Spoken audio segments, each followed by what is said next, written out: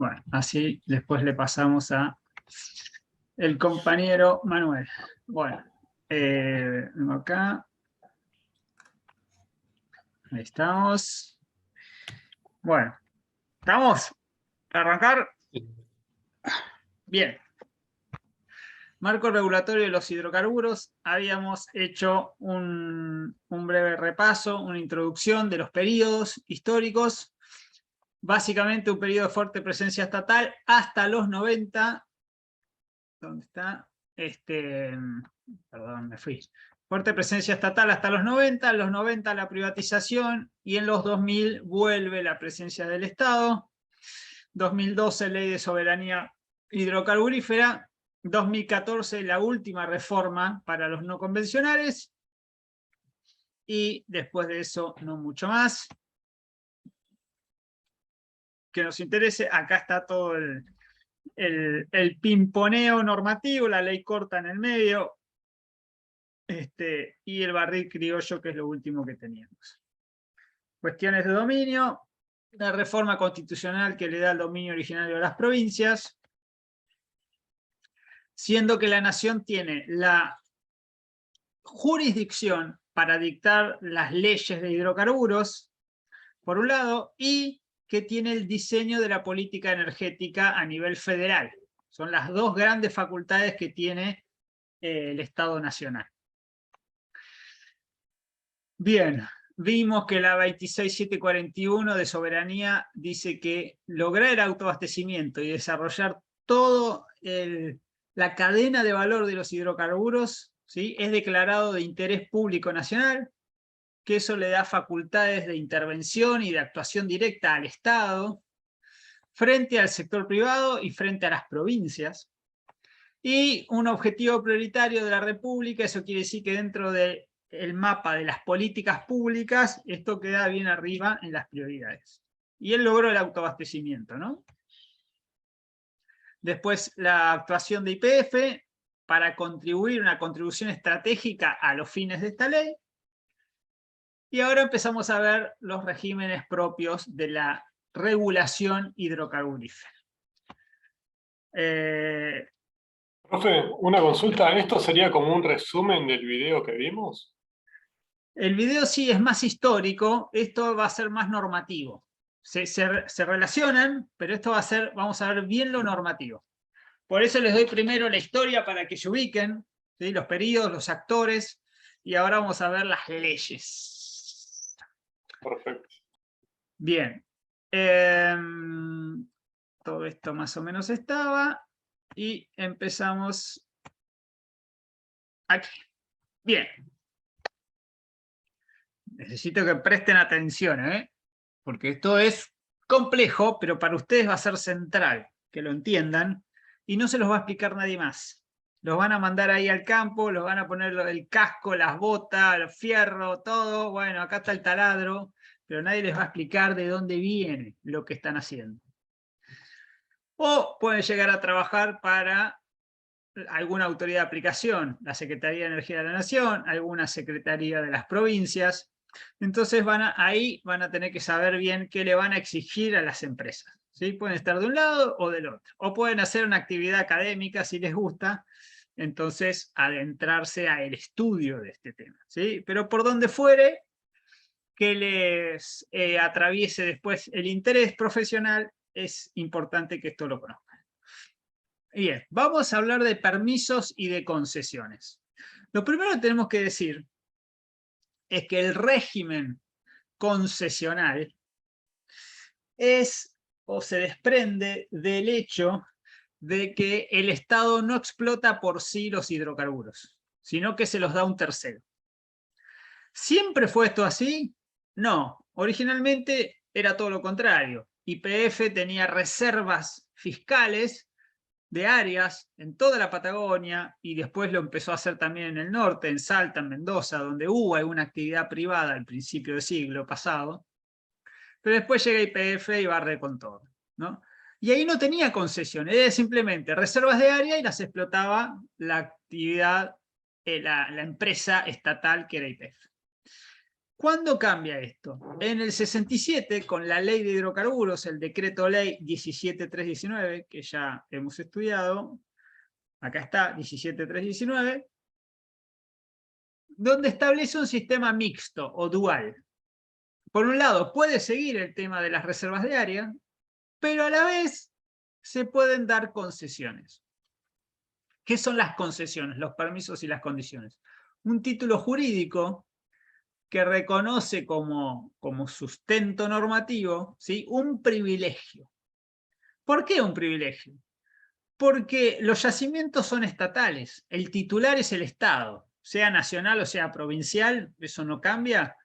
La cuestión de que es un dominio público, estatal, soberano, ¿sí?, sobre el subsuelo. Entonces, para que pueda ir un privado a explotarlo, necesita ese papelito. Ese papelito es un permiso o una concesión. ¿Y por qué decimos que es un privilegio? Porque te permiten por un tiempo ejercer esa facultad de manera exclusiva y excluyente de terceros. Nadie se puede meter en tu yacimiento, en los metros cuadrados que te reconocieron a vos.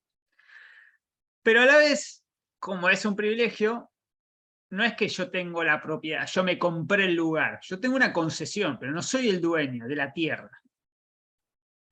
Entonces, eso es por un plazo, me van a dar un periodo, me lo van a habilitar por un periodo, al cabo del cual me tengo que ir, tengo que devolver el área, ¿sí? En algún caso podré pedir una prórroga de ese plazo que me dieron, ¿sí? Pero tener muy en cuenta esto, porque muchas veces lo perdemos de vista. Las empresas piensan que son dueñas de todo y que hacen lo que quieren, y el fundamento último no es ese, ¿sí? Es todo lo contrario. Bien. Dicho esto, sobre el régimen permisional o concesional, vemos que hay diferentes títulos jurídicos. Profe, una consulta ahí, y las concesiones, viste que vos decís que pueden haber prórrogas. ¿Las prórrogas pueden ser indefinidamente? Es un tema que vamos a ver acá. En principio no, en principio no. Hay una sola prórroga, en principio. Vamos a ver que con la ley de los no convencionales algo se modificó eso. Pero históricamente era un periodo largo y después una prórroga más corta y después, chao, tenías que devolver el área o a lo sumo presentarte a licitar nuevamente, a competir en una licitación. Pero no era indefinido, ¿sí? Ese era el esquema básico. ¿Estamos? Ok, Bien. sí, sí. Entonces, ¿qué tengo? Primero, un reconocimiento superficial o de cateo, que se paga un derecho de superficie o servidumbre a los dueños. Pues yo puedo tener actividad hidrocarburífera en un campo privado, entonces le tengo que pagar al dueño por la actividad que estoy haciendo. Y después lo que más nos va a interesar es, primero, los permisos de exploración, donde hago sísmica, donde puedo tener un pozo exploratorio, y después la concesión de explotación. Esto, concesión de explotación, es el corazón del sistema hidrocarburífero. Vamos a ver que va a consistir en un título de 25 años, es decir, una vez que me lo dieron, tengo un largo horizonte para explotar el área. Y la concesión de transporte, es decir, para poder evacuar el petróleo a través de oleoductos y el gas a través de gasoductos. Esa va a ser otra concesión que me pueden dar. Por ejemplo, Oldelval, no sé si le suena, que saca el petróleo de Neuquén, o TGN y TGS, que manejan los gasoductos troncales. Estos cuatro que les dije recién están en la ley histórica, en el decreto ley 17319.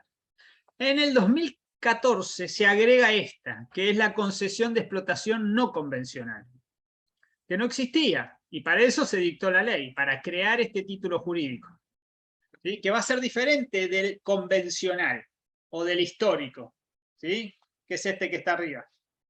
Son diferentes concesiones y de hecho yo puedo pedir transformar una convencional en una no convencional, ¿sí? ¿Y ¿Cuál cómo haces falta? eso? ¿Cómo? O sea, ¿Cómo haces para pedir, digamos, una explotación convencional a una no convencional? Tengo que ir a la autoridad de aplicación y decirle, mire, voy a cambiar el objetivo de mi explotación. En lugar de ir a una trampa, me voy a ir a la roca madre. Entonces, quiero traspasar este título del convencional al no convencional. ¿Por qué Claro. lo hago? ¿Por qué lo hago? Porque yo ya soy el titular de esa área, entonces no quiero que se meta nadie, y yo quiero ir al no convencional. Y por otro Claro. lado, vamos a ver un tema de plazos. Por ahí puedo usar un plazo que ya tenía del convencional y agregarlo al nuevo título del no convencional. ¿Sí? Eso lo vamos a ver ahora. ¿Qué está faltando acá? Una concesión que no existe, un tipo de concesiones que no existe, que se quiso crear el año pasado y que es la concesión de almacenamiento subterráneo. Eso se incluyó en el proyecto de ley de promoción de hidrocarburos que se envió al Congreso, era un capítulo, y que era para tener la titularidad de una concesión sobre un yacimiento depletado donde yo inyecto gas, lo guardo un tiempo y después lo saco. Eso ya existe en Neuquén hace tiempo, perdón, Neuquén no, Comodoro. en Chubut, sí, cerca de Comodoro, en Diadema, que es de Neuquén, de YPF, y ahora se agregó otro en CGC, ¿no? de CGC ¿En en Tierra del Fuego puede ser? ¿O Sur Santa Río Cruz? Chico, no, en Santa Cruz, cerca de Río Gallegos. Ah, Yo lo ¿Es estoy para diciendo. inyectar CO2? O sea, ¿Cómo? para almacenarlo. No te entendí. Que no, es, los y es, gases. solamente gases. No, Sí, porque viste que creo que en Estados Unidos están tipo almacenando CO2 en sí, Ah, en reservorios. sí, Finlandia, Suecia, todo eso por ahí. Sí, sí, sí. no, esto es gas, que la idea es producirlo e inyectarlo en verano y sacarlo en invierno cuando necesitas la demanda. El gran Claro. problema es que lo necesitas cerca de la zona de consumo, porque si no te sometes a la misma restricción de transporte que tenés el resto del año. Y todavía no encontramos en Buenos Aires, en Córdoba, en la zona centro, ni yacimientos depletados que no hay, ni salinas, ¿sí? En otros países lo hacen en salinas. Pero bueno, no existe eso cerca de la demanda, entonces todavía no tenemos tan desarrollado ese. Hay otro proyecto de YPF y Tecpetrol, creo que es en Río Negro, pero bueno, está ahí incipiente. Lo cierto es que no hay un título concesional para eso. Bien, ¿eso por qué? Porque el proyecto de ley del que les hablo fue al Congreso, pero no prosperó, no se convirtió en ley. Bien, dicho esto, vamos a empezar uno por uno. Permiso de exploración. Eso es lo primero que yo pido. Licita la provincia, antes lo hacía la nación, ahora hace la provincia, lo licita y me lo otorgan. Yo compito y me lo otorgan. ¿Qué logro si me dan un permiso de exploración? Logro un derecho exclusivo, quiere decir que nadie se me puede meter en ese área. Es para ejecutar tareas de búsqueda de hidrocarburos dentro de un perímetro delimitado, o sea, me van a dar una cuadrícula y dice, usted acá adentro puede buscar, afuera no puede hacer nada. Va a tener un plazo legal al cabo del cual tengo que devolver el área. Las áreas adjudicadas tienen un máximo de extensión de 10.000 kilómetros cuadrados, un poquito más para el mar. Tengo una restricción de más de 5 permisos. Una empresa no puede tener más de 5 permisos exploratorios. Y vamos al plazo. Fíjense. Hay 9 años en total. El permiso de exploración dura 9 años. Dividido en 3 periodos de 4, 3 y 2 años. Yo voy pasando. ¿Por qué divido en periodos? Porque mis obligaciones de inversión pueden estar ubicados en estos periodos. Por ejemplo, la autoridad de aplicación me dice, miren, dentro de los primeros 4 años busque petróleo, ¿sí? Haga sísmica, haga lo que tenga que hacer. En el segundo periodo de 3, ahí me mete un pozo exploratorio, ¿sí? Tiene que perforar. Y después te queda un último periodo. En la plataforma continental, en el offshore, se extiende un poquito más, ¿sí? El periodo. Todo vamos a ver que se extiende un poquito más en el offshore. Y después tenés una prórroga de 5 años que podés pedir, si querés seguir buscando. Total, 14 años, ¿sí? Primera fecha, primera regla que tenemos que aprender, exploración, máximo 14 años. ¿Qué pasa si durante este plazo encuentro petróleo? ¿Qué se les ocurre?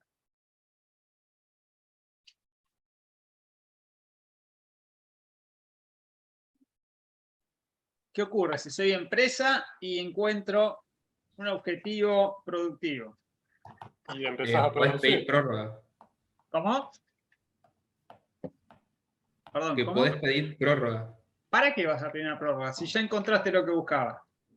Sí, pero para producirlo. No pido prórroga, porque la prórroga sería de un permiso de exploración. Yo quiero dejar de explorar. Ah, claro, pedís el permiso de producción, entonces. Bien, entonces, ¿qué tendría que pedir? Otro permiso, digamos. No. ¿Para qué? Si los permisos son para buscar. Empezar a producir entonces. ¿Y qué pido?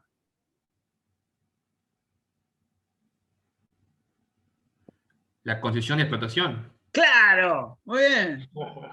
Voy a la Claro. autoridad y le digo, mirá, ya terminé lo que quería hacer. Ahora vamos a producir. Entonces, fíjense, imagínense esta situación. Ustedes invierten a riesgo, porque yo puedo hacer un pozo exploratorio y me da papa. Pero encuentran hidrocarburos. Se entera el vecino que estaba al lado y es más rápido que ustedes. Llega antes que usted a la oficina de la autoridad de aplicación y le dice, che, yo quiero explotar ese área porque me enteré que Ponce y Ventura son 2 geólogos espectaculares, encontraron ahí, pero yo lo quiero. Y la autoridad dice, listo, a ver, ¿cuánto pone? Tanto. Y les pregunta a ustedes. Y usted dice, no, yo más o menos puedo poner. Ah, no, se lo doy al vecino. ¿Qué opinan? O sea, si eso puede pasar o no. Sí. Y que te emperró mal el otro. Yo no lo dejaría, Y hermano. Si para fuera todo explotación, legal, claro. No, lo esperás afuera. Decís, usted, con vos tengo que hablar. claro. Bien, la regulación prevé esta situación. Y la prevé de una forma razonable. Si vos tenés un permiso de exploración, hacés la inversión de riesgo y encontrás hidrocarburos, vos tenés un derecho exclusivo a obtener la concesión. No se te puede meter nadie. ¿Sí? Salvo que vos no quieras o que quieras seguir explorando un poco más. Pero si vos querés explotar, barrés con todo. ¿Sí? Nadie se te puede meter en el camino. Si encontrás hidrocarburos. Ahora, vos vas avanzando con este periodo y no encontrás nada, ¿qué pasa cuando termina? Y podés pedir prórroga para seguir explorando o te vas. O te vas. ¿Y qué haces cuando te vas? Tenés que dejar todo tal cual estaba. Perfecto. Vas, entregás las llaves y mire, acá adentro no hay nada de petróleo, ya lo busqué, no encontré nada, me voy a mi casa. Entonces devolvés el área, tenés que dejar todo parquizado, todo lindo, todo pipí cucú, y te mandás a mudar, ¿sí? Ahora, si tenés suerte, seguís adelante. ¿Con qué seguís adelante? Con la concesión de explotación. ¿Sí? Decíamos, es el corazón, el eje central de la regulación hidrocarburífera concesional, que está en la vieja ley, Decreto Ley 17319. Nuevamente, es un derecho exclusivo, ya es para explotar los hidrocarburos, ¿sí? Dentro del área que tengo, de mi yacimiento, por un tiempo y un espacio determinado. Acá son 250 kilómetros cuadrados. Fíjense que acá teníamos 10.000. Amplio. Una vez que encuentro en algún lugar, ahí chiquitito, ¿sí? Voy a pedir la explotación. ¿Sí? Y esto, este área va a ser, me lo van a dar por un tiempo la explotación. ¿Cuánto es el tiempo? 25 años. ¿Sí? Entonces, fíjense, yo tenía hasta 14 de exploración y puedo después pedir una explotación por 25 años.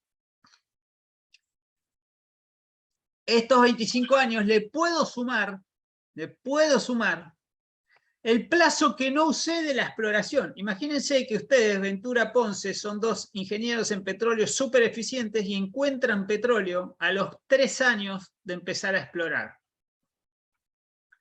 Y vos tenías, ¿cuánto era el término del permiso? 9 años. 9. Le saco 3, me quedan 6. Entonces, ¿qué hago? A estos 25 le voy a agregar 6 años y voy a tener 31 años para explotar. ¿Sí? E incluso cuando termino este periodo, unos años antes, ¿no? Puedo pedir la prórroga ahí. ¿Por qué la prórroga? Y porque veo que todavía el área es productiva. Entonces quiero seguir sacándole jugo. Entonces fíjense, máximo puedo estar en un área 35 años más algún puchito que me traiga de la exploración. Piensen 5 años más, 40 años. 40 años en un área. ¿Sí? Esto es importante. ¿Por qué es importante? Por muchas razones. Primero, porque te da un horizonte para invertir y obtener un repago de esa inversión. Segundo, porque, fíjense, ¿quién me va a dar la concesión? El Estado. Bien, ¿quién? Las provincias. Bien, antes era la nación, ahora son las provincias. ¿Y en cabeza de quién? ¿Quién me va a firmar un decreto? El gobernador. Bien, ¿cuánto duran sus funciones? 4. 4 años. ¿Cuánto te dura la concesión? 25 o más. 25 más. 35, dijimos que puede llegar a 40. Quiere decir que pueden pasar 10 gobernadores. Y mientras yo estoy ahí sentado en el área, produzco más, produzco menos, invierto más, invierto menos. ¿Por qué les digo esto? Que a veces no se ve. Porque en algunos momentos hay una disputa, una tensión entre la explotación hidrocarburífera, que tiene un sentido de capitalismo, de explotar los recursos y buscar una rentabilidad, y del otro lado la democracia, porque quien me otorga este privilegio que decíamos, esta concesión, ¿sí? Es un órgano encabezado por un representante del pueblo que tiene un mandato que no es de 25 años, es de 4. Por ahí puede reelegir, le agrega 4 más, 8, y a los 8 se va a su casa. Entonces, esto que parece algo secundario es central. ¿Por qué? Por 2 razones. Primero, porque si al empresario hay algo que no le gusta del político que está ahí sentado, ¿qué hace?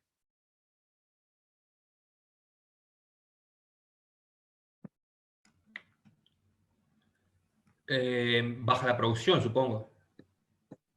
Baja la producción, incluso a 0. Dice, yo no te pongo un mango más. ¿Y por qué lo puede hacer? Porque él es dueño de la... O sea, tiene el permiso ese, digamos, la concesión. Sí, y Puede porque hacer los lo que quiera. requisitos de inversión a veces son medio flu-flu, o a veces invertiste mucho antes, entonces ahora podés no invertir, y porque están pulseando. Y además, ¿qué te dice el tipo? Y, ¿sabés qué? Yo me quedo esperando, si vos, total, en un tiempito ya te vas a tu casa. ¿Sí? Y del otro lado, pónganse en los zapatos de un gobernador. Un gobernador asume y ¿qué hace el primer día de gobierno? Elige a su equipo. ¿Qué es lo primero que hace? Supongo que ver los permisos que hay o todo lo que hizo el gobierno anterior.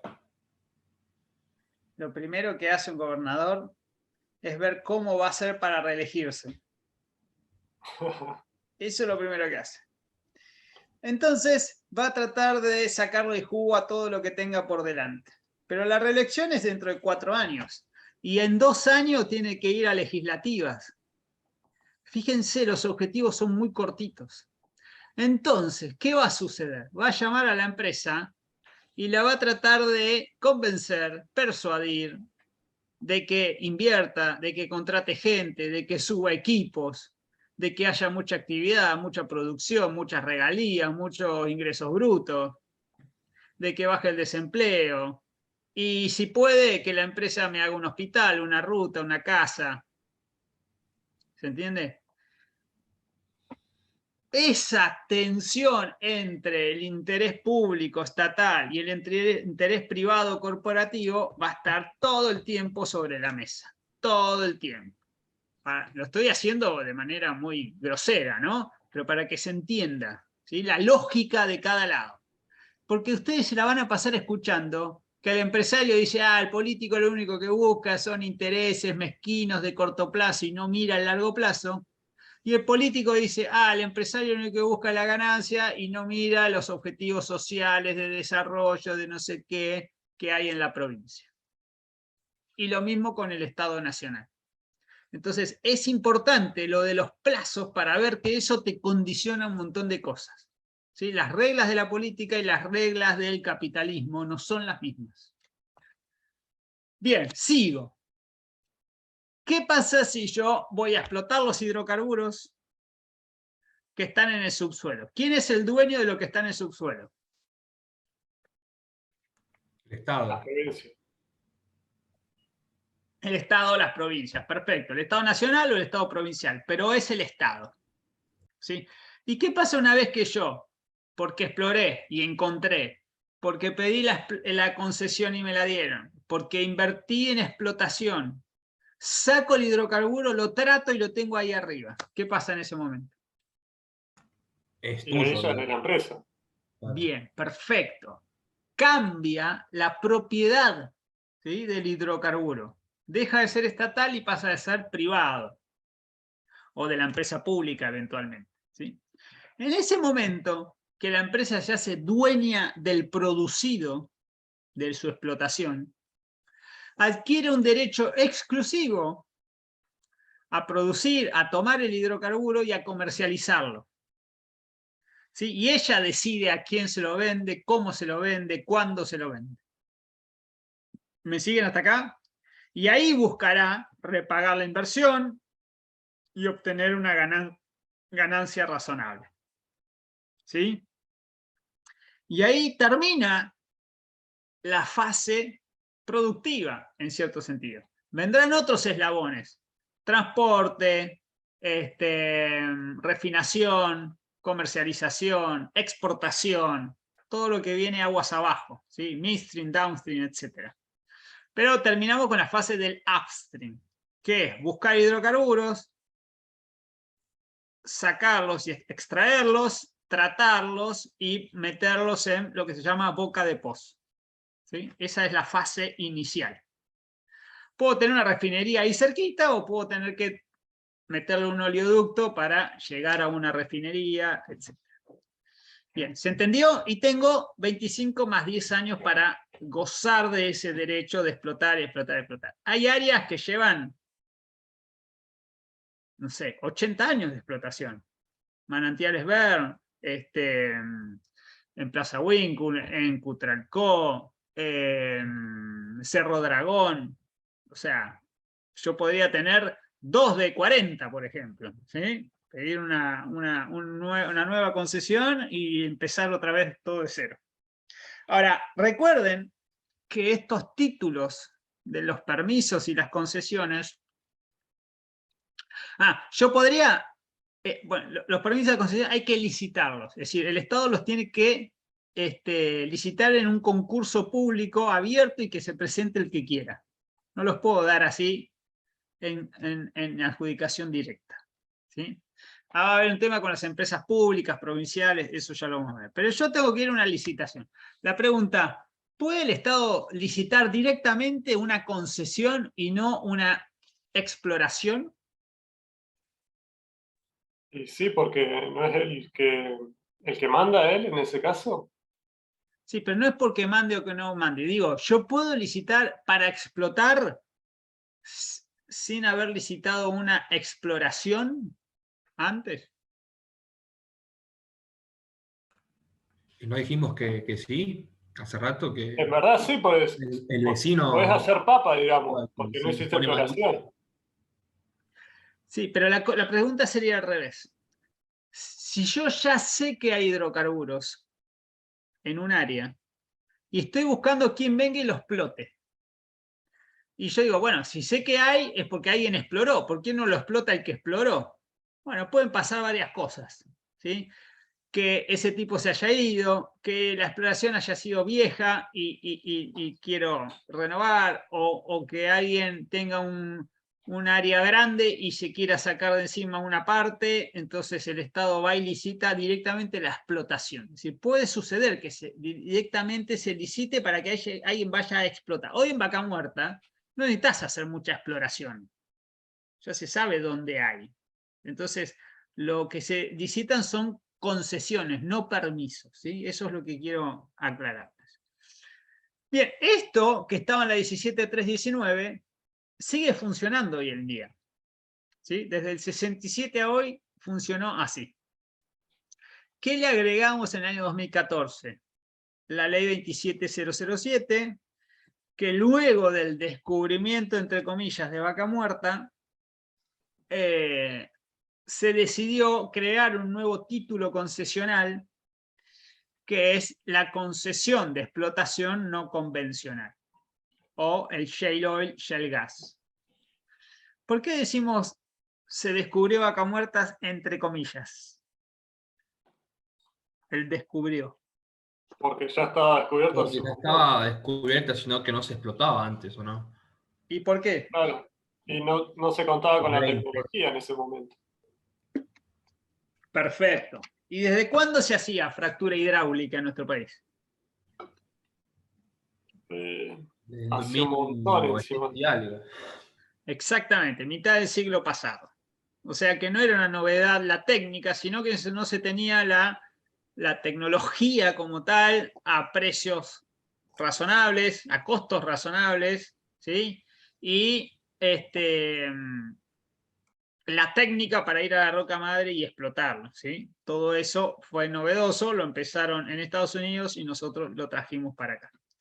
Bien, ¿qué cambia con una explotación no convencional frente a la convencional? Lo primero es todo igual, que son derechos exclusivos, que puedo explotar, que nadie se me puede meter, que tengo un plazo, que tengo una extensión territorial, eso es todo igual. Lo que cambia es que antes había una restricción a 5 permisos, no podía tener más de 5 permisos. Ahora eso se eliminó. Yo puedo tener como empresa operadora muchos permisos, perdón, permisos no, concesiones de explotación, por un lado. Por otro lado, el plazo. El plazo se pasó de 25 a 35 años, con los 10 de prórroga. ¿Por qué le agregué 10 años acá al plazo? Porque necesitas más tiempo para obtener el retorno de tu inversión. ¿Por qué? Y porque los Porque equipos está son más muy... caros y la producción no es continua, lo tenés que estimular. Bien, muy bien. ¿Por qué? Porque tiene poca porosidad la roca madre, entonces Ajá. necesitas generar fisuras para generar la producción. ¿Qué pasa con la producción de un pozo tipo? Y se va depletando a medida que pasa el tiempo. Pero ¿cómo produce el primer año y cómo produce después? Rápido y después va lento. Bien, cae mucho, entonces tengo que seguir perforando para mantener el plató de producción. Bien, entonces eso me hace que mi inversión sea más alta en capital, más intensiva, entonces me dan un plazo más largo, ¿sí? Y después lo mismo, una vez que saco el hidrocarburo, ya no importa si fue con una técnica convencional o no convencional, ¿sí? Todo lo que sigue después es lo mismo. Bien, Entonces dijimos 35 más 10, puedo tener 45. Y le puedo agregar algo de la exploración que tenía. Y también puedo decir, ustedes saben, en el mismo área, yo puedo tener un título convencional y uno no convencional. Es decir, acá sigo yendo a los pozos tradicionales y acá me voy a la roca madre. ¿Se entiende? Y también puedo hacer, de decir, mira, esto ya no me interesa más. Es costoso, no sé, ya no, mamá. Voy a la crema del negocio. Entonces lo que pido es una migración, un traspaso de un título convencional a uno no convencional. ¿Sí? Una conversión del título se llama. ¿Sí? Podría suceder las dos cosas. Siempre sabiendo que nadie se me puede meter en mi área. Bien. ¿Qué más tenemos? Esta ley de 2014 no discutió el tema de la propiedad del subsuelo, del dominio originario. Si nación, provincia, eso no estuvo sobre la mesa, no se habló. Sí es cierto que Neuquén no podía dar las concesiones. Eso se los conté una vez. ¿Por qué no podía dar concesiones a agentes privados? No. Bueno, eso porque es algo que no está tan difundido. La provincia de Neuquén, donde reside Vaca Muerta y donde se iba a llevar adelante toda esta actividad, tiene una norma constitucional del año 57, si no me equivoco, y que fue ratificada por la reforma constitucional del año 2006, el año en que sale la ley corta, que dice que la explotación de los hidrocarburos en la provincia la va a hacer, chachán, chachán, un ente autárquico. Léase YPF. Es decir, que no se pueden dar concesiones a empresas privadas. Eso lo dice hoy en día, y lo decía en 2014, la Constitución de Neuquén. Como se venía toda esta movida, porque recuerden que las concesiones las había dado el Estado Nacional antes, las tenía YPF, los convencionales, ¿no?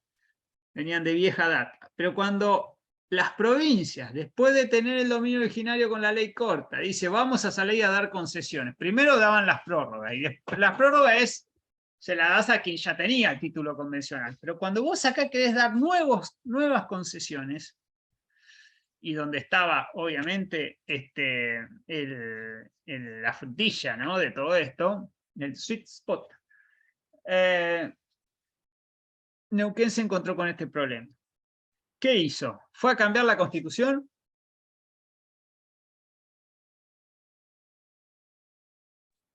Lo más probable. ¿O no reformó una ley? No, con una ley no podés cambiar la Constitución. Lo que podés hacer, así, calladito la boca, es dejar que la nación dicte una ley, como fue esta, que la aprobó el Congreso de la Nación. Y como ustedes son chicos inteligentes y ya pasaron por este curso y ya saben si hay una oposición entre una norma federal y una norma provincial, ¿quién prevalece? La nacional. La nacional. Entonces, esta ley nacional, si se opone a una norma constitucional de la provincia, va a prevalecer y deroga en los hechos, o sea, de manera implícita, deroga la norma de la Constitución provincial. Entonces, lo que ocurrió es que esta ley le dio el paraguas a la provincia de Neuquén para que salga a adjudicar, ¿sí?, las áreas no convencionales. ¿Saben cuántas adjudicaciones hay al día de hoy? ¿A empresas? Como 400. No convencionales. ¿1000?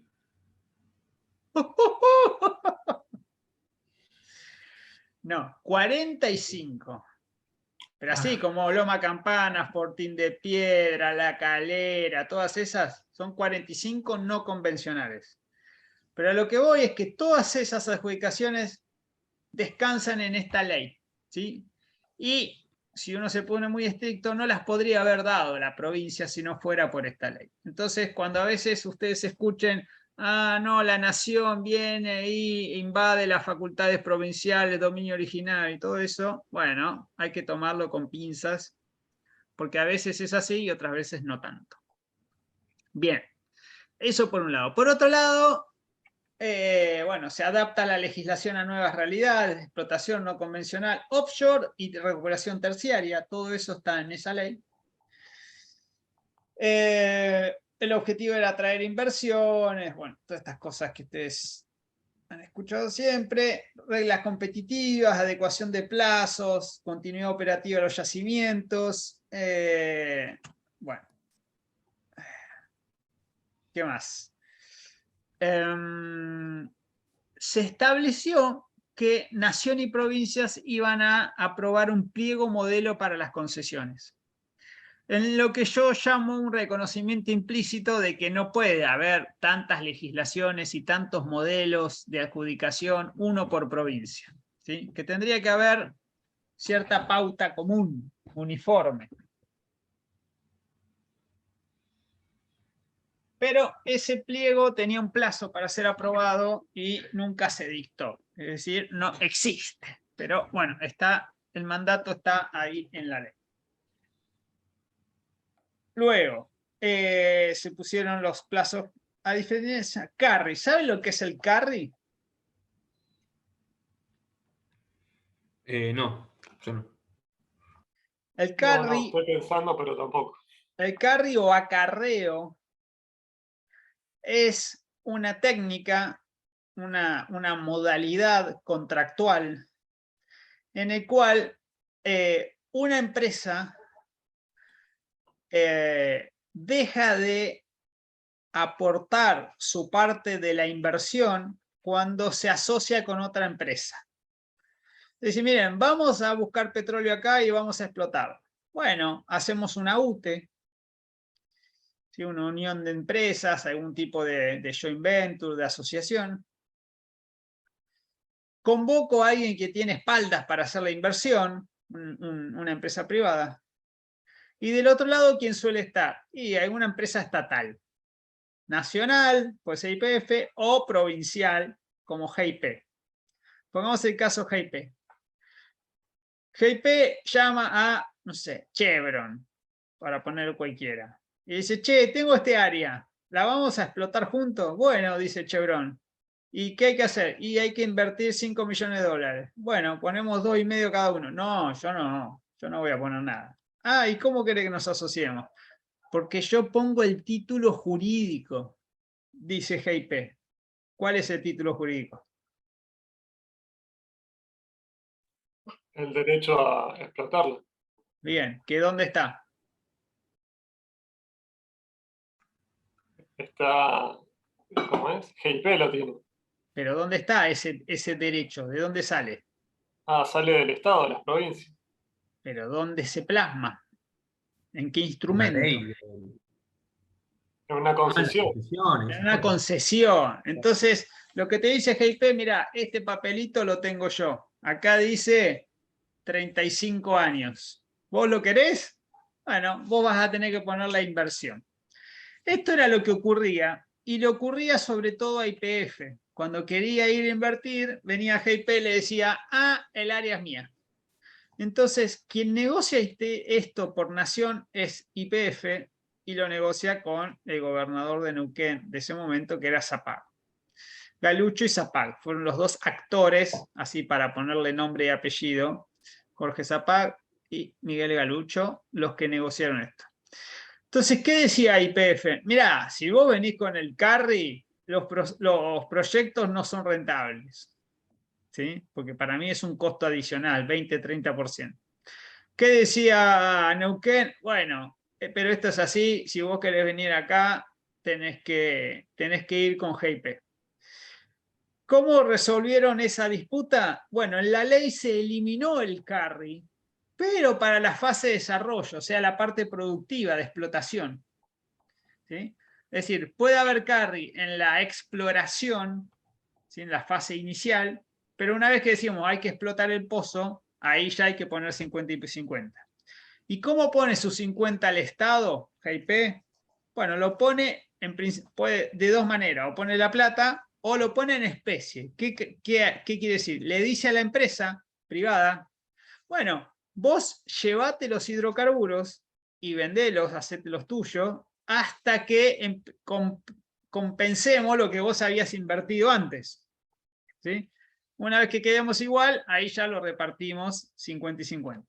¿Sí? Pero en lugar de poner una inversión el Estado, primero pone el título jurídico y después deja de percibir la ganancia de la explotación comercial hasta que salda su deuda, llamémosle. Ahora, esto que está en la ley, lo que ocurrió un día antes de que salga la ley, imagínense qué sucedió. La ley dice, no puede haber carry y no puede haber reservas de área, como antes se le daban históricamente a YPF, ¿se acuerdan? ¿Qué sucedió antes que se apruebe la ley en el Congreso de la Nación? Las Y provincias... todos sacaron concesiones. Sí, no concesiones como tal, sino reservas de área. Las provincias le dieron a sus propias empresas provinciales, sea Neuquén con GIP, sea Mendoza con GEMSE, sea Jujuy, la que ustedes quieran, le dieron a esas empresas la reserva de las áreas productivas a ese momento. ¿Sí? Entonces, a futuro no se puede hacer reserva, pero las que ya tenían, las tenían, y no hay carry para la fase de exploración. Ese fue el panorama como quedó armado. Bien. Cuando se termina el periodo originario, puedo pedir una prórroga, dijimos, ¿no? De 10 años. Pero en ese momento me va a llamar el gobernador, el ministro de Energía de la provincia, y me va a decir, ah, ¿vos querés la prórroga? Ponete. ¿Y qué me van a pedir? Me van a pedir un plan de inversiones. Es decir, a ver cuántos pozos me vas a hacer, cuántos trabajadores vas a contratar, cuánta regalía me voy a quedar, cuánta producción va a haber, en una palabra.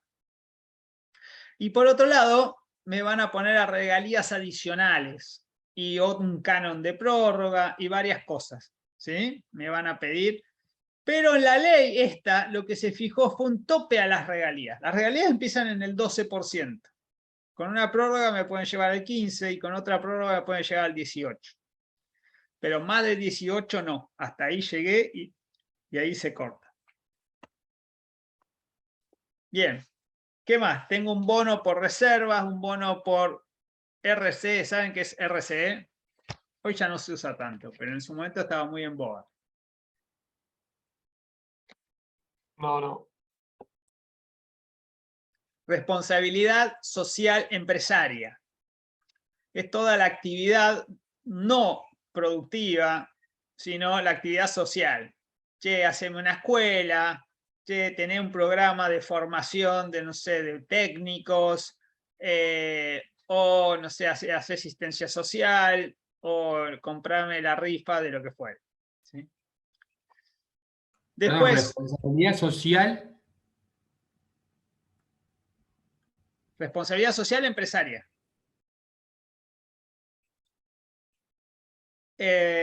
Bien.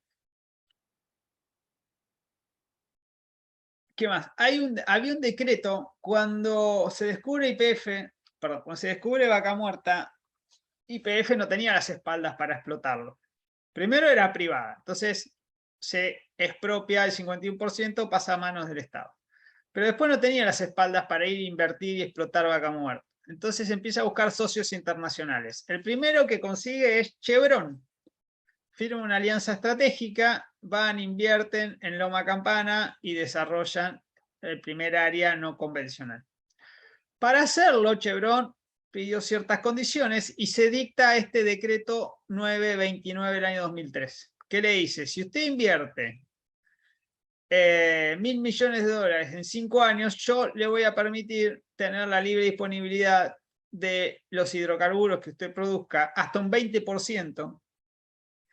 Y esa libre disponibilidad quiere decir que usted lo va a poder exportar y se va a poder quedar con los dólares. Chevron hace esa inversión ¿Y qué ocurrió? Nunca le dejaron hacer eso que decía el decreto. ¿Saben hasta cuándo? Hace 2 semanas, puede ser 3 semanas. Bien, muy bien. Hasta hace 3 semanas que la Secretaría de Energía le dijo, bueno, me parece que veníamos lento con esto y ahora lo va a poder hacer. ¿Por qué le interesa ahora a la Secretaría de Energía?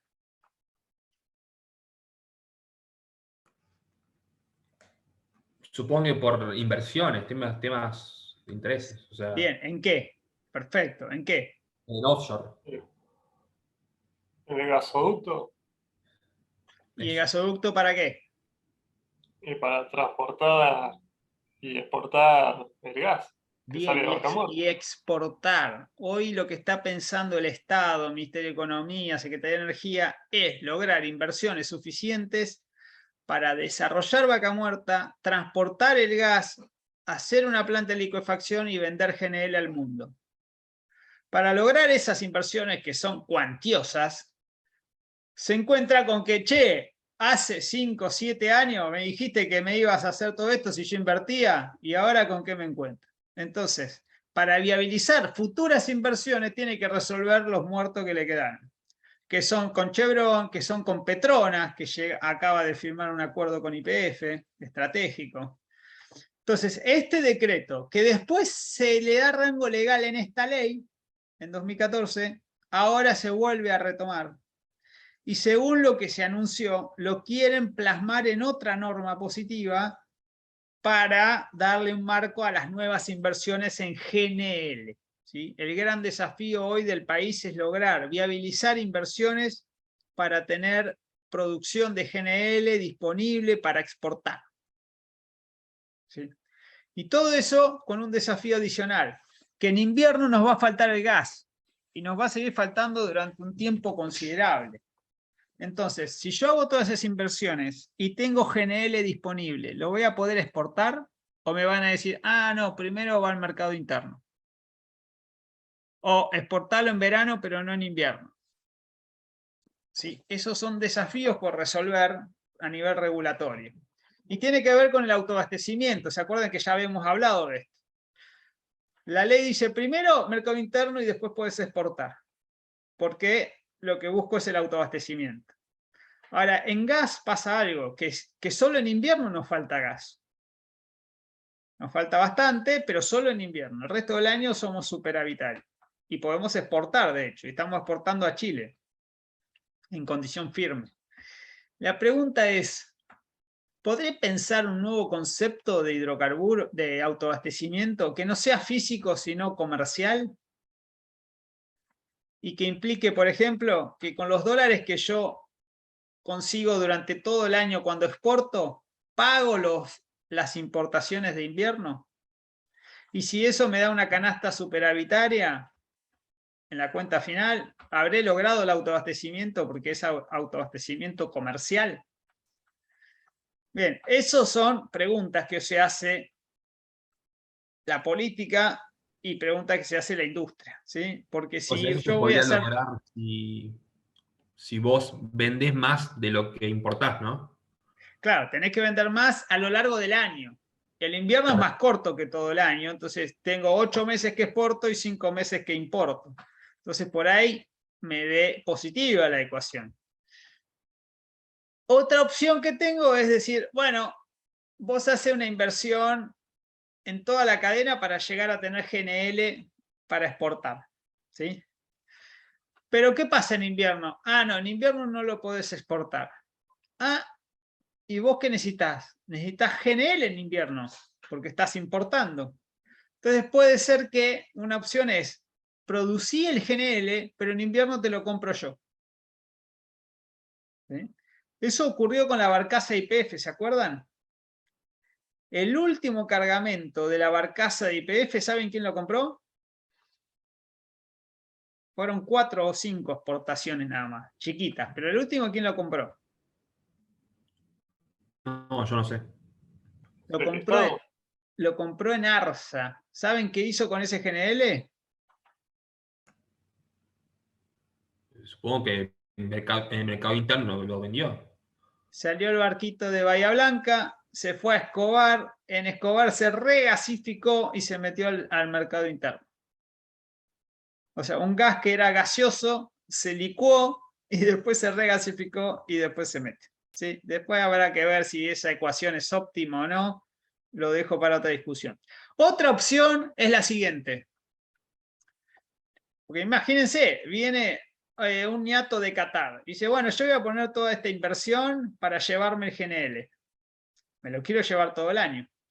Entonces vos le decís, sí, pero sabe que en invierno tengo un problemita yo, con mi demanda interna. Entonces vos le decís, bueno, está bien, no me lo llevo el gas en invierno, pero ¿sabes qué? Págamelo. Entonces por ahí el Estado dice, listo, yo garantizo una exportación todo el año, pero en invierno no se va el gas queda, te doy los dólares. Podría ser esa solución. Otra solución podría ser al revés. Digamos, al productor que no puede exportar, les da los dólares para que compre el gas en otro lado. Otra solución podría ser al revés. Le digo al productor, mira, ¿vos querés exportar incluso en invierno? ¿Sí? ¿Qué tenés que hacer? Bueno, pagarme a mí, el Estado, pagarme lo que vale la importación, pero no de gas GNL, porque a veces no me alcanza con el GNL y yo tengo que importar gasoil. ¿Para qué? Para generar energía eléctrica en invierno, que es lo más caro que yo importo en invierno, más caro que el GNL. Salvo este año que hubo cuestiones raras en el mercado, pero históricamente el gasoil era más caro que el GNL.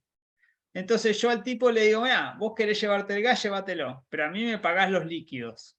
¿Sí? Y esto ha ocurrido ya, por ejemplo, con la exportación de energía eléctrica. Así que digo, todo esto para poner arriba de la mesa varias opciones, ¿sí?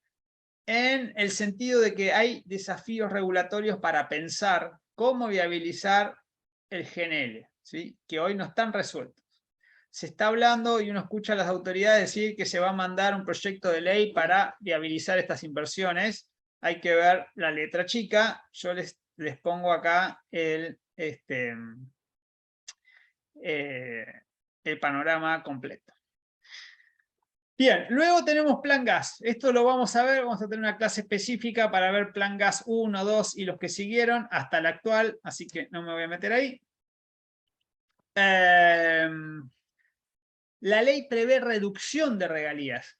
¿Se acuerdan que dijimos tiene un techo del 18%? Pero puede bajarlo. ¿Quién lo puede bajar? Una provincia. ¿Cuándo? Cuando quiere estimular alguna inversión específica, ¿sí? Para recuperación terciaria, para el offshore, para los extrapesados. Como sabe que si no, no van a hacer esas inversiones para darle un clima de negocios más apropiado, le reduce la carga tributaria de regalías.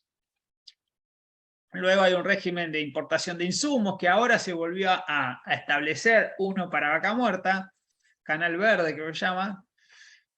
Y después las áreas offshore, ahí hubo un tema interesante. Las áreas eran del Estado Nacional, esto es jurisdicción federal, más de las 12 millas.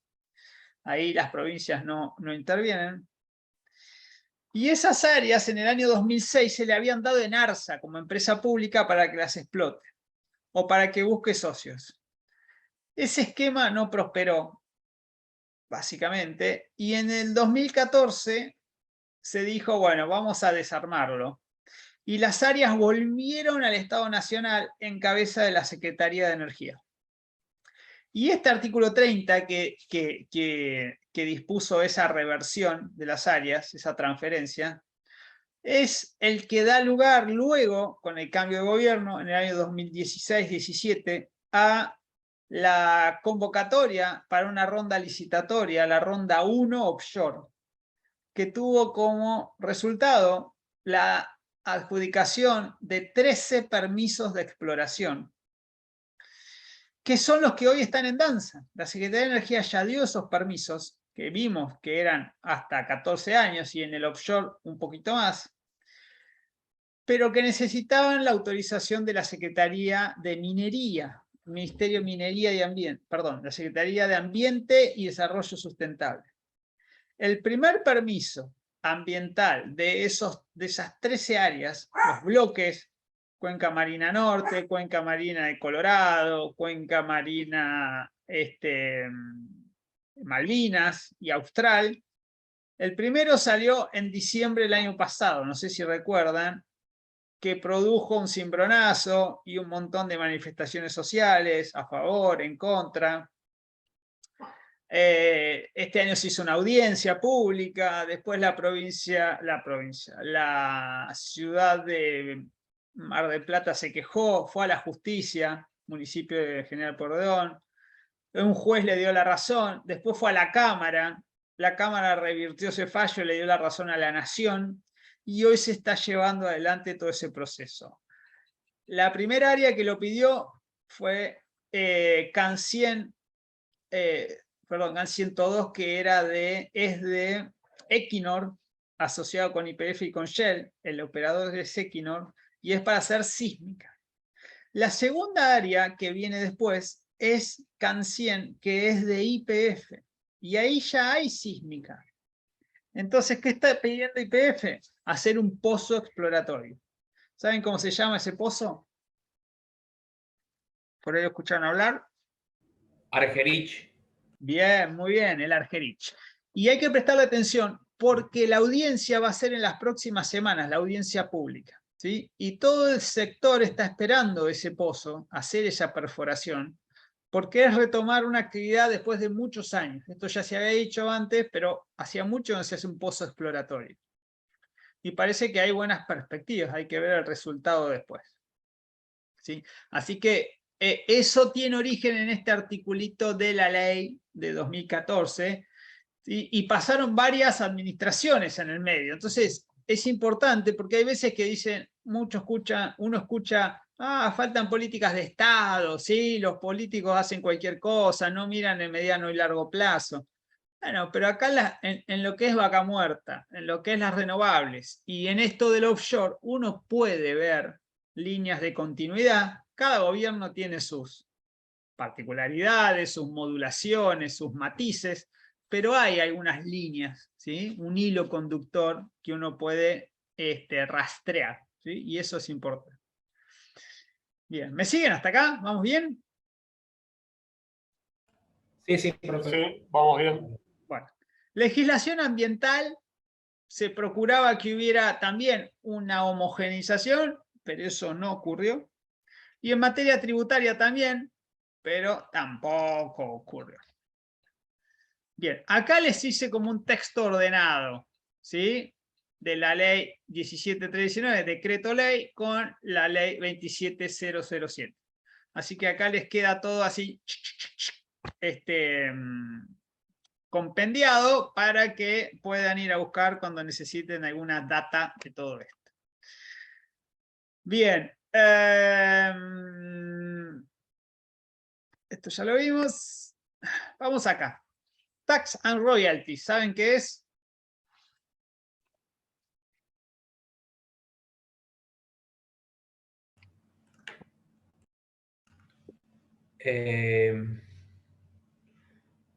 Impuestos.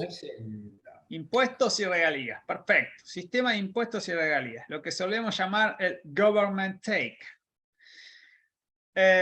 Lo que se reguló aquí es, por un lado, el canon.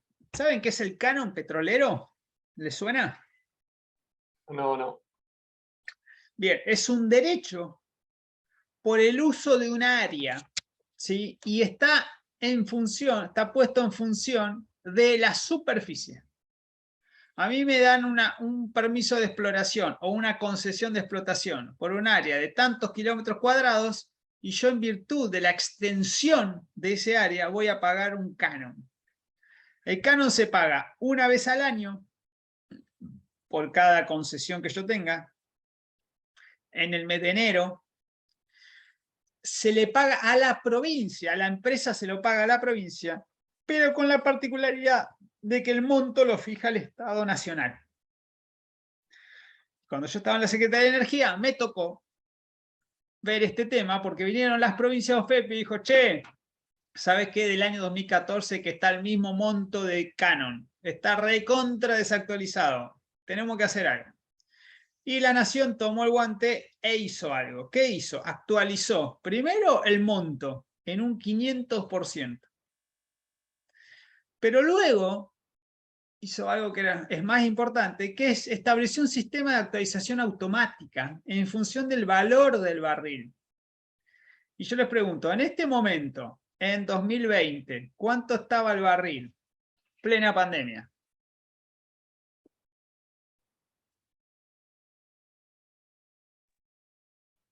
Negativo, muy o bajo. sea, valores negativos, o sea, te pagaban para que agarres el petróleo. Bien, eso era algunos futuros, era el WTI, pero el Brent llegó a cotizar algo así como $20, ¿sí? Ahora, después empezó a recuperar. ¿Y a cuánto cerró ese año? ¿A 40 puede ser? Un poco más. Pasó los 45 rápidamente y cerró el año cerca de los 60. Ahora yo les pregunto, este año, ¿a cuánto llegó? A 100 y algo, ¿no fue? 120 tocó. 120. Sí. El doble. Fíjense, cuando yo tengo una actualización automática, el Canon va a seguir subiendo o va a ir bajando. Hoy está a 90, o sea, bajó. Pero, digamos, tengo un mecanismo donde usa el buffer según el valor del barril, ¿sí? Así que este decreto fue importante para las provincias, porque por lo menos en enero de 2021 se hicieron con una buena diferencia. Bien, vamos a regalías. Regalías es diferente al canon, porque se paga todos los meses, pero además porque se paga en función no del terreno, de la extensión territorial, sino en función de la producción que yo saque. Se le paga a las provincias todos los meses y en virtud de una declaración jurada que hacen las empresas de cuánto producen.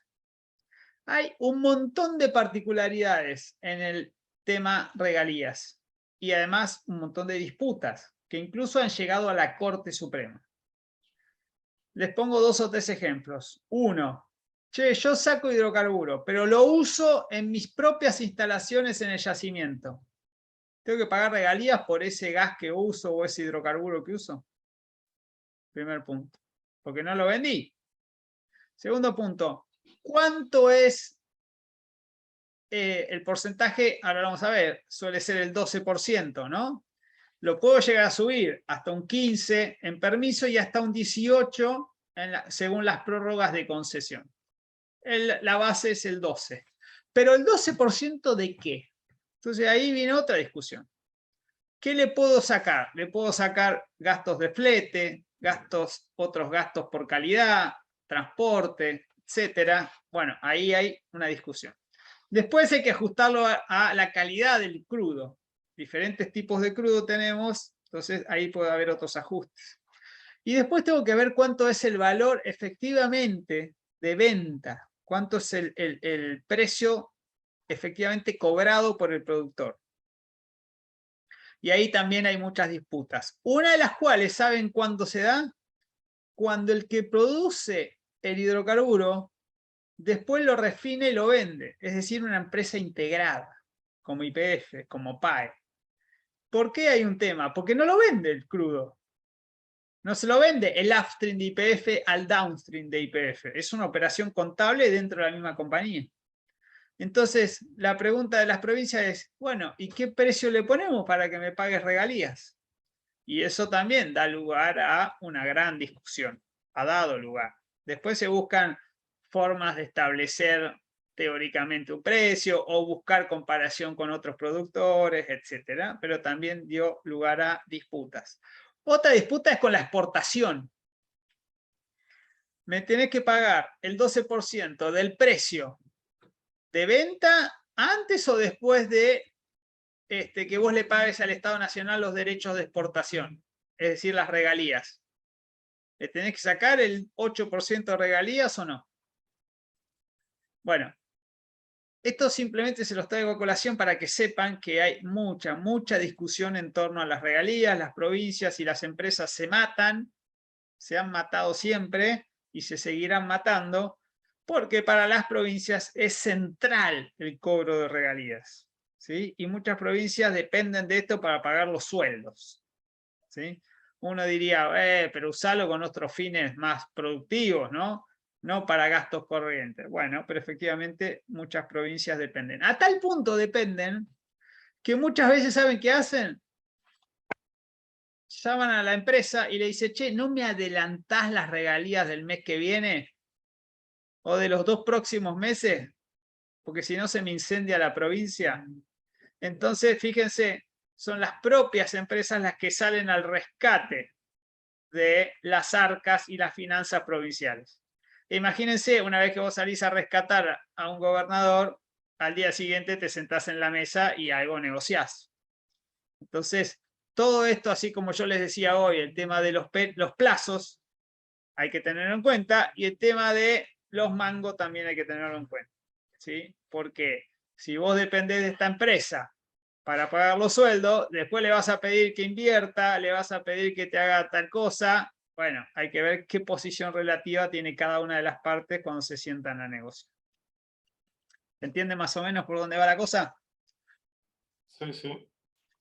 Bien. ¿La nación cobra regalías? No. Nacho.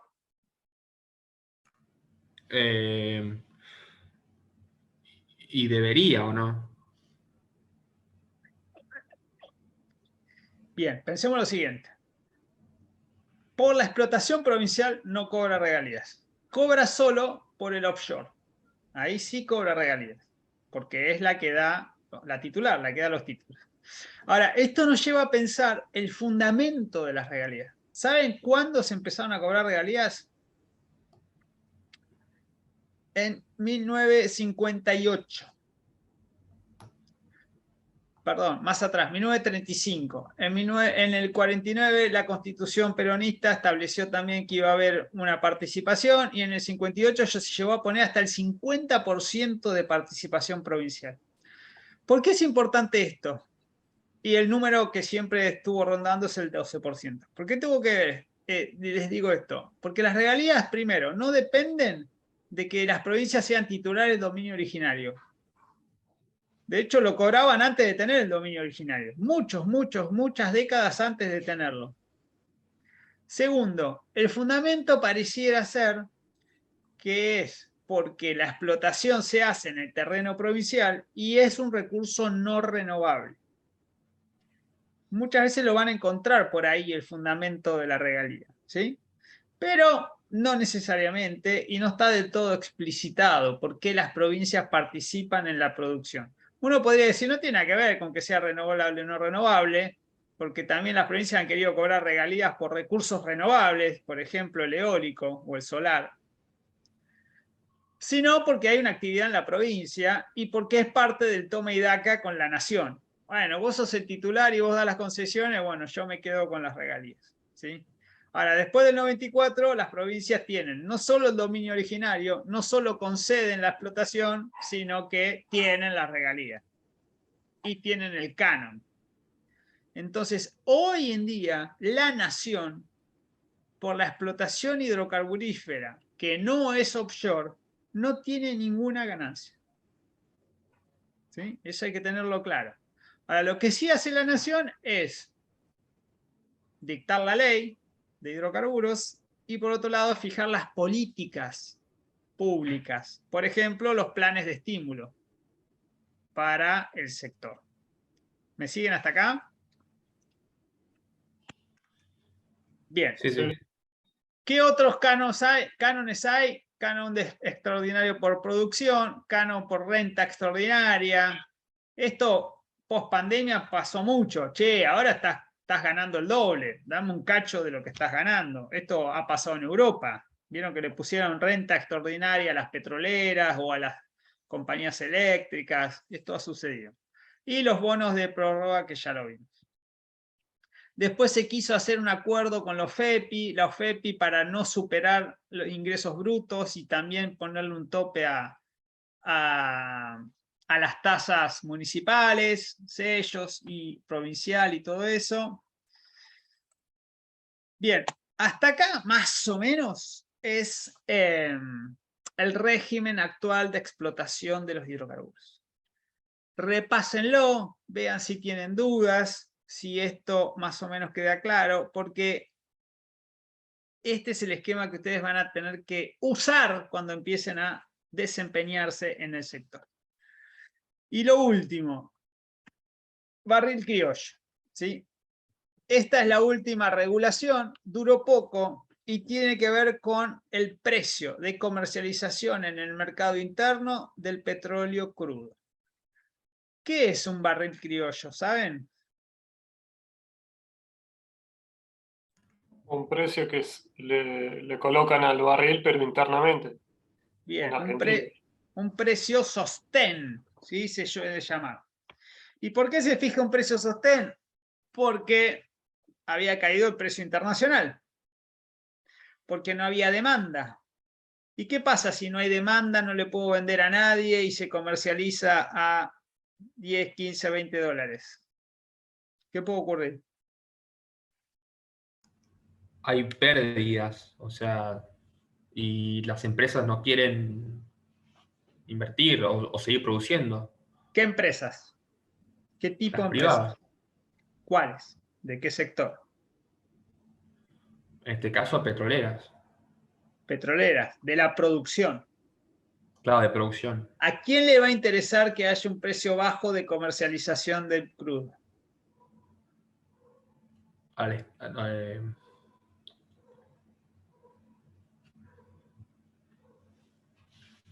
o sea, ¿al Estado sería?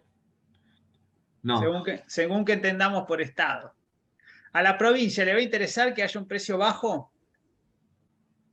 No, no ¿Por qué? porque cobra regalías. En función del precio de venta. Entonces, si baja mucho el precio de venta, bajan su recaudación. Entonces, las primeras interesadas en que eso no sucede fueron las provincias.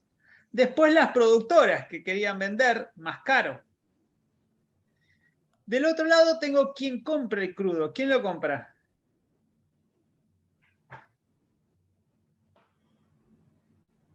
la Las empresas y refinería. las personas. La Claro, refinería. Las refinerías compran el crudo para procesarlo en sus plantas. Entonces las refinerías querían el precio más bajo posible. Y en última instancia, ¿a quién se lo vende la refinería? a los usuarios, o sea, a las personas. A las personas. Y los Pasa usuarios, una vez consumidor final, refinado, claro, automovilistas, el agro, el transporte. ¿Quería precios altos o bajos de combustible? y bajo. Bajo. Entonces tengo productores y provincias por acá, refinadores y automovilistas por acá, pugnando, ¿sí?, por el precio. Me faltan dos actores más. ¿Quién me falta? Que están en el medio. Los transportistas, El transportista de hidrocarburos, si es por eso lo que decís, le es medio indiferente. Pero actores principales, ¿quién falta? El Estado. El Estado Nacional, por un lado. ¿Y quién más? Que no es ni productor ni refinador por separado.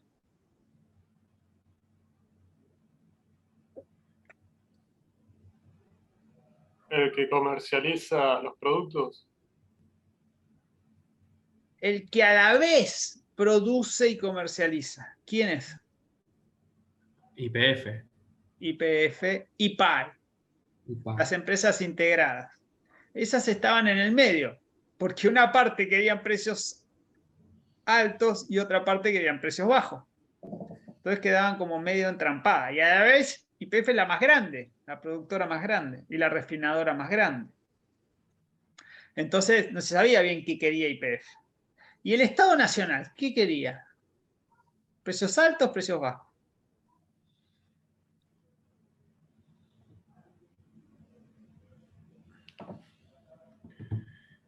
Y precio, no dijimos que por las regalías como que no pagaban regalías. Y no les, Pero el Estado Nacional no cobra regalías. claro, pero no les es indiferente. ¿Y entonces qué quiere el Estado Nacional? Y que sea más caro para vender, para que entre más plata, supongo. Si no le entra nada a él, va por otro Ah, lado. ¿Qué busca el Estado Nacional? claro, el bien común en teoría, o sea que sería más barato. ¿Por qué el bien común es que sea más barato? ¿Por qué eso es el bien común? Y para el bien, digamos, de la sociedad. O Sí, pero sea, la sociedad son también las provincias, la sociedad son también los productores, la sociedad son también los trabajadores del upstream, las empresas de servicio, proveedoras. Entonces, el Estado Nacional está como dividido en varias partes. Lo que quería el Estado Nacional, ¿saben qué era lo único que quería? Es que se pusieran de acuerdo. Estuvo 2 meses negociando con todas las partes y al cabo de esa negociación no se llegó a ningún tipo de acuerdo. Es más, las provincias querían un barril de más de $50 y las refinerías querían de menos de 30. Esa era la brecha, imposible de cerrar. ¿Cómo se cerró? ¿Cómo piensan que se cerró?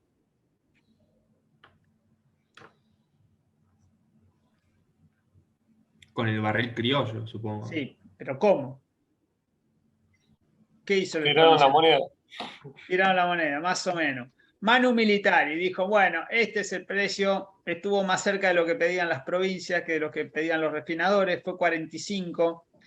¿Qué privilegió el Estado Nacional al establecer ese precio sostén? Esto que está acá.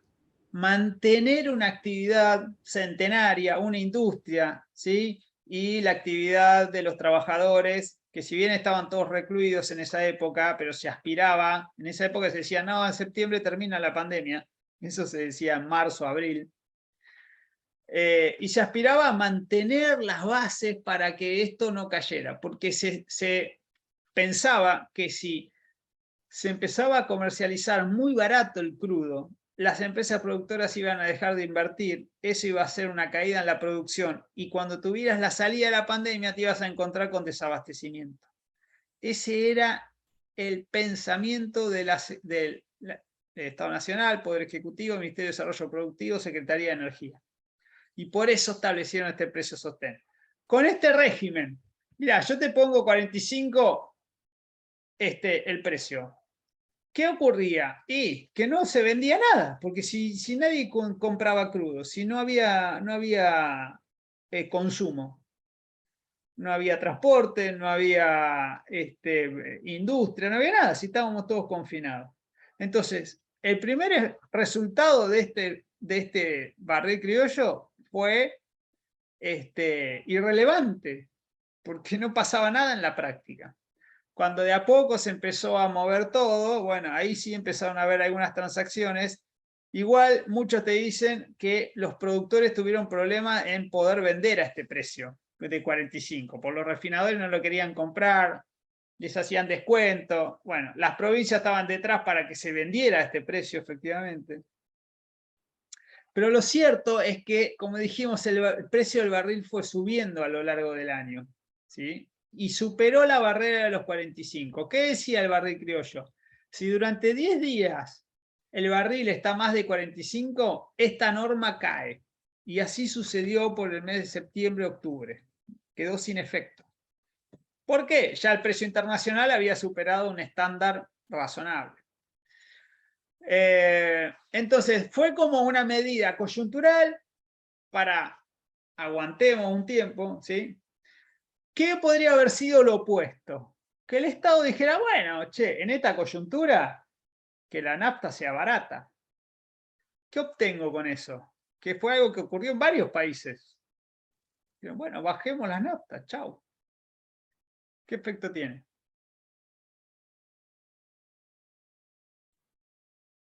Empiezan todos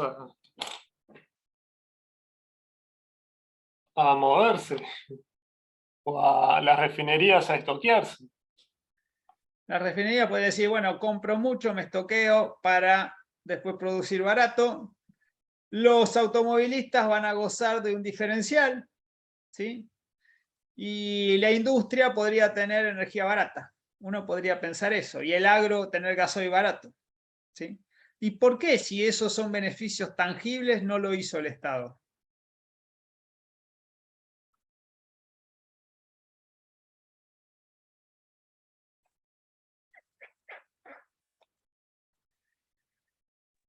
Ni idea.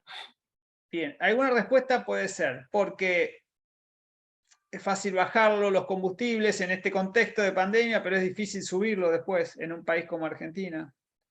Otra respuesta podría ser porque la producción cae rápido, la inversión cae rápido, pero después subirlo es muy lento, ¿sí?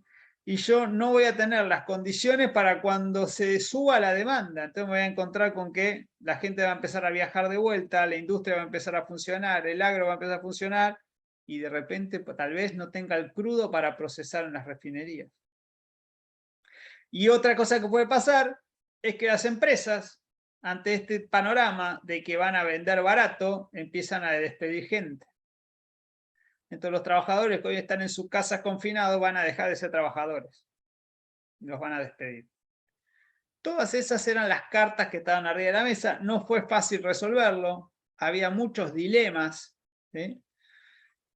YPF, que jugaba también de manera medio ambigua, que no se sabía, hasta que en algún momento se alineó con este barril y dijo, no, está ok, el 45, ¿sí? Porque además YPF no solo se autovende el crudo, digamos, no es una venta, sino que se hace el traspaso interno, pero también le falta crudo para su refinería, o sea, le compra a socios. Entonces, ahí había una disputa de a cuánto va a pagar YPF por ese crudo, ¿sí? Que necesita, y a sus socios estratégicos. Bueno, todo esto se los traigo para que entiendan el contexto, sobre todo. Es una medida que tiene antecedentes, se había hecho en 2014 y en alguna época anterior, no fue la primera vez que se puso un barril criollo. Y algo más, y con esto nos vamos. El Estado hizo su parte. ¿Por qué? Porque dijo, bueno, yo voy a dejar de cobrar los impuestos al ITC, ¿sí? A los combustibles y al dióxido de carbono. Entonces, puso algo sobre la mesa para bajar el precio en surtidor, ¿se entiende? Te pongo el barril, pero te bajo impuestos. Entonces, algo se amortiguado por ese lado. Y después lo otro son los derechos de exportación. En diciembre de 2019 se dicta una ley de emergencia, cuando apenas asume este gobierno. Y entre otras cosas, se fija la alícuota de los derechos de exportación, llamado retenciones. ¿Saben de qué se trata esto? Como las retenciones al agro, a la soja, al campo. Sí, me suena. ¿Qué es? ¿Cómo funciona?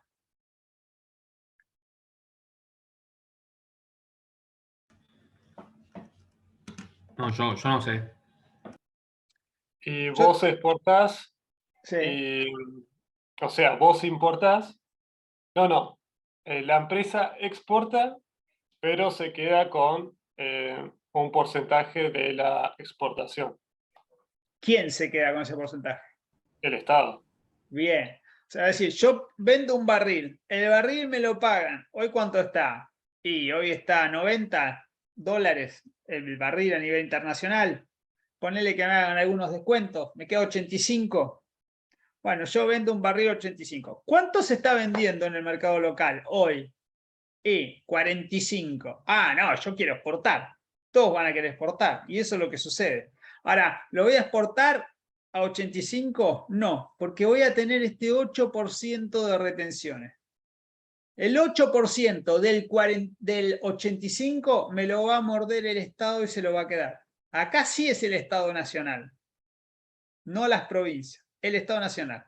Y las provincias pierden porque el precio de venta va a ser 85 menos el 8%. Y de ahí va a ser las regalías que cobran. ¿Se entiende?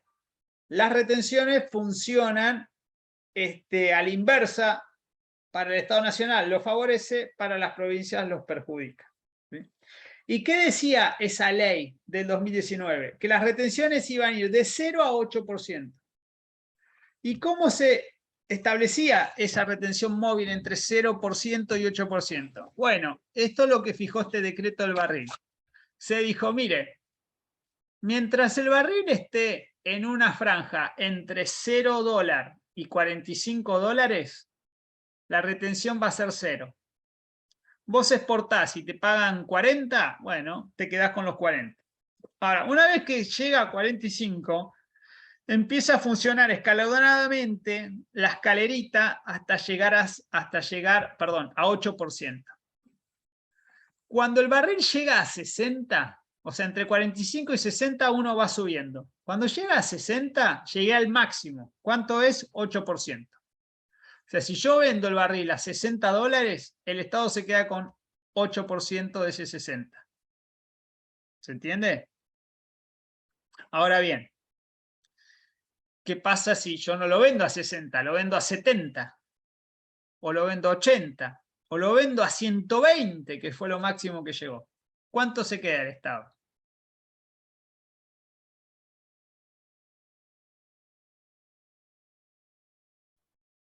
Y el 8%. Siempre 8%, porque es la alícuota máxima. Entonces, muchas de las disputas que uno escucha, las retenciones al agro, a la soja y todo eso, subir, bajar, no se daban las mismas discusiones en el sector hidrocarburífero. Y las empresas se beneficiaron de esto, porque post pandemia, todos los, hasta hace 2 meses, todo fue al alza, ¿sí? Piense que partimos de $30 y llegamos a 120, ¿sí? Entonces ahí hubo mucha ganancia. Y con esto cierro. ¿Cuál fue uno de los pocos resultados de la pandemia? Efectos positivos de la pandemia. Que como no había consumo local, porque no pasaba nada en el país, sobraba crudo. Pero sobraba crudo de todos los tipos de crudo. De los que antes se exportaban y de los que no se exportaban. ¿Cuál se exportaba? El Escalante de Golfo San Jorge, pesado. ¿Y cuál no se exportaba? El más liviano, el crudo de Medanito de Neuquén. ¿Por qué no se exportaba? Porque se utilizaba para el mercado interno. Cuando empezó a producirse mucho más, cuando empezó a sobrar, lo que hicieron las empresas fue empezar a exportarlo. Pero era un crudo que en el mundo no se conocía. Entonces lo que ocurrió al principio fue que tenía muchos descuentos. Después se empezó a conocer, se empezó a ver qué calidad tenía, qué era bajo en azufre, etc. Y entonces fueron reduciendo las deducciones que se le hacían, los descuentos. Y la película termina con que todas las empresas lo que quieren hacer es exportar hoy en día. Exportar el crudo de vaca muerta. ¿Por qué? Y porque le sacás el doble casi de lo que ves acá adentro. Entonces todos quieren exportar y nadie quiere abastecer el mercado interno. Pero ya sabemos que la regla es, si falta algo en el mercado interno no puedes exportar. Eso tanto para el crudo como para el gas. ¿Cómo funciona en el crudo? El régimen de cruce. ¿Saben lo que son los cruces de exportaciones? ¿Escucharon esto? Yo no. Yo soy un productor. ¿Sí? Soy Chevron, Vista, Shell, Pluspetrol, Tecpetrol, Pampa Energía, PAE. No YPF la saco, pero todos los demás, porque YPF usó todo su crudo para refinar. Pero todos los demás quieren exportar. Entonces van a la Secretaría de Energía y dicen, bueno, quiero exportar un barco de crudo medanito, tantos metros cúbicos, en tal mes. ¿Sí? ¿Y qué hacen? Lo publican en la página de la Secretaría de Energía y eso queda abierto durante un plazo para que vengan las refinerías y digan si necesitan ese crudo. Lo necesitan para sus plantas, ¿no? Sus refinerías. Y ahí se abre un periodo de negociación entre las partes donde el Estado no se mete. Y la refinería debería pagar por ese crudo, ¿sí?, el mismo precio de exportación, el export parity. Esa es la regla. Pero ahí negocian, hacen descuento, te ofrezco un poco más, un poco menos. Bueno, si llegan a un acuerdo, el crudo se vende en el mercado local. Si no llegan a un acuerdo, puede ser que la Secretaría de Energía tenga que intervenir. Y puede ser que cumplido el plazo nadie cruce la exportación, nadie pida ese volumen. Y entonces ahí se habilita la exportación, ¿sí? Esto a veces se da de manera simple y pacífica, otras veces genera muchas rispideces y la Secretaría de Energía puede hacer dos cosas. Puede decir, no, bueno, hay que venderlo a tal precio. Algunas veces sucede, no es común. Otras veces puede decir, mira, no habilito la exportación, sigan negociando. ¿Sí? Y se sienta arriba del permiso de exportación. Bien. Y también puede suceder que todas las empresas quieran exportar y le dejen a YPF la carga de abastecer el mercado interno a precios más baratos, o sea, a pérdida. YPF ahora va a querer exportar a través de Chile porque se está restableciendo el oleoducto trasandino, que estuvo parado durante muchos años. Entonces va a volver a ser exportador YPF también de crudo, cosa que hace rato que no lo hacía. ¿Sí? Y lo último, en algún momento ha habido lo que se llamó una mesa de crudos, que era como cuotificar el mercado, es decir, todos los productores le tienen que dar a todos los refinadores tanta cuota de crudo, entonces vos asignás, el Estado asigna cuotas de mercado y regula, digamos. Las empresas no quieren saber nada con esto. Quieren negociar entre ellas y que el Estado no se meta. Pero bueno, el Estado tiene que velar por los intereses generales, por el abastecimiento del mercado interno, ¿sí? Y si deja a todo el mundo exportar, después va a haber desabastecimiento local. Y además recuerden que también las importaciones las aprueba el Estado, y de hecho las hace, suele hacerlas. Gasoil a veces importan los privados, si les falta para las refinerías, y después importa Camesa para la generación eléctrica, y Enarsa importa el GNL para el mercado interno. Bien, hasta acá llegamos. ¿Qué les pareció? ¿Mucho derecho? Muy Interesante. muy bueno, muy interesante. Al principio había leído el PowerPoint y dije, esto es un dolor. Eran todas leyes, sí. Un dolor de cabeza. Bien, bueno, péguenle una nueva leída ahora, repasen el video, se lo ponen de fondo y van escuchando para que les suene algunas cosas. Vamos a seguir la clase que viene viendo algún régimen más, vamos a ver plan gas, después vamos a ver algo de contratos y después vamos a ir acercándonos al examen. Este video lo vamos a grabar, vamos a prender aquí.